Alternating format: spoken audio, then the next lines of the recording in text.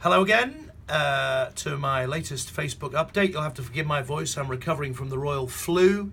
For those of you who've had it, I've had it for 10 days now. You have my sympathies. It's a real tricky one to get rid of, but I'm finally coming out of it. A couple of things to talk to you about in this update. First of all, a couple of congratulations. The Newbury Weekly News, the newspaper that covers the north of the constituency, is 150 years old next week. Fantastic local paper, still independently owned, doing a brilliant job bringing news to Berkshire and North West Hampshire.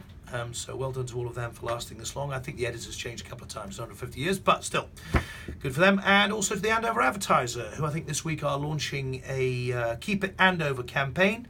Explain to people that as far as the town centre is concerned, if they want it to grow and thrive and improve, then people need to use it. Use it or lose it is the key to our town centre. There's a lot of moaning about Andover. I never understand it, but apparently there is. And the Andover Advertiser wants to be positive about the town centre. So I'm getting behind that campaign, and congratulations to them for being positive and constructive. Look, we're in the middle of the second day of the Article 50 debate, second reading of the Article 50 debate here in Parliament. Because of my voice, I haven't been able to participate, but I've been listening very carefully to the debate, and it's been a high quality debate. But what's become very clear is that this stage of the Article 50 bill, triggering our exit from the EU, is going to go through the big majority. The vote is tonight at 7 o'clock. I suspect it's going to go through something like 500 to 150. Big majority. The lobby's going to be packed, which is good news, because the one thing we do want to send to our European partners, on the basis that Brexit is going to happen, is a really strong signal of intent from the UK, put some power behind the Prime Minister's negotiating arm so that she can get a great deal for us.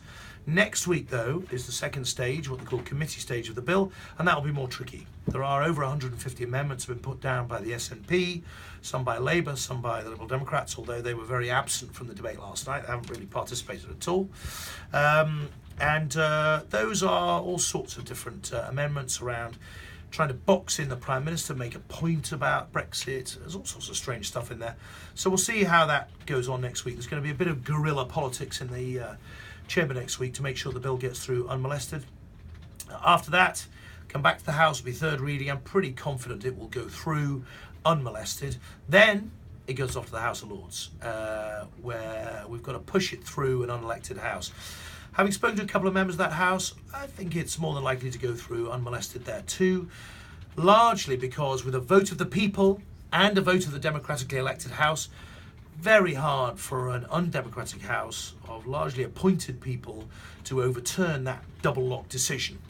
So I think it'll come back, and it looks like the Prime Minister will be on track to hit her deadline at the end of March for the triggering of Article 50, and is really getting into the weeds of the negotiation. So as far as I'm concerned, the action for you to watch is next week, and I'll come back with an update on what's happened to that bill then, because I know from my emails and all the rest of it, a lot of you are taking a close interest in this issue.